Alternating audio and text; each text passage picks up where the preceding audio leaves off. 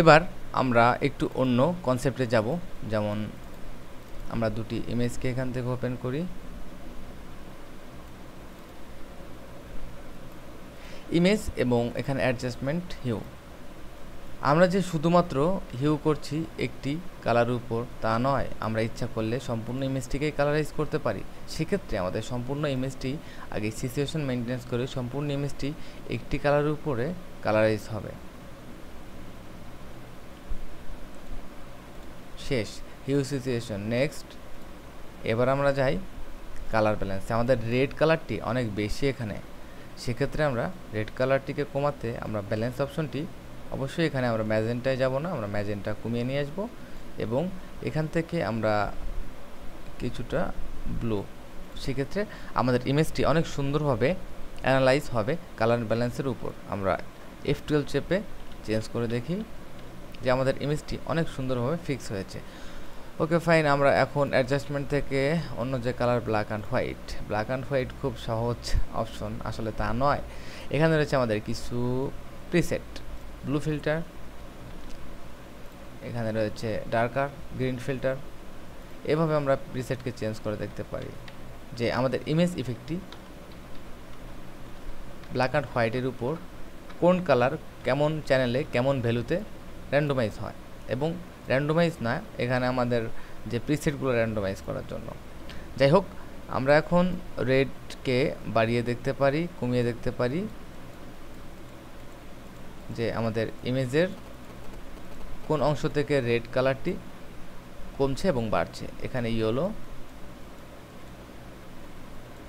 এখানে আমাদের green colour তেমন নেই, যার জন্য গ্রিন কালারের পরিবর্তন দেখতে পাচ্ছি না। সায়ান, আমাদের ব্যাকগ্রাউন্ডে কিছু সায়ান রয়েছে, এবং এখানে আমরা টিনই করতে পারি।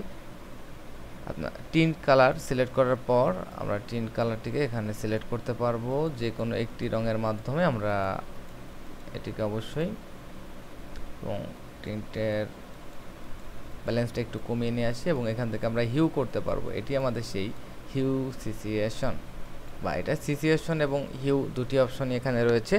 তো সাদা কালোর উপরে আমরা এভাবে ইফেক্ট করতে পারবো, এবং অটো আমরা রিসেট করে দেখতে পারি যে অটো সিলেক্ট করলে আমাদের অটোমেটিকলি সাদা কালো কালারটি সিলেক্ট হবে।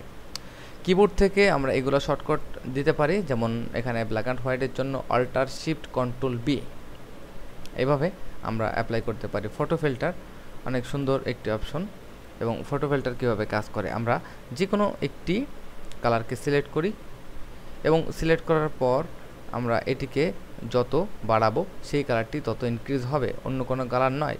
সেক্ষেত্রে আমরা এখানে ব্যতিক্রম একটি লাইট কালার ইউজ করব। এখানে দেখতে পাচ্ছি আমাদের রেড ভ্যালুটি অটোমেটিক চলে যায়।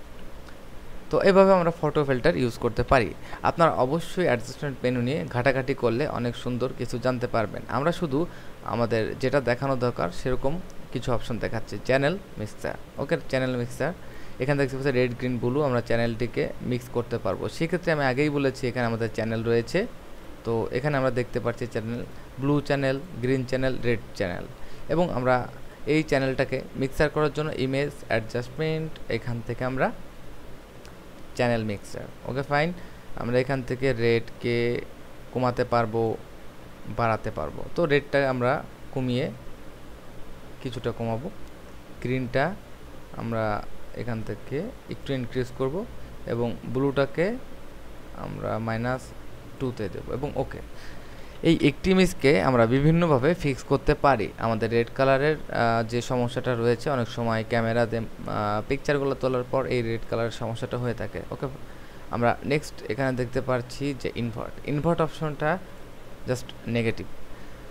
অনেকে হয়তো কোশ্চেন করে থাকেন যে আমরা একটি নেগেটিভকে কীভাবে পজিটিভভাবে দেখতে পারি।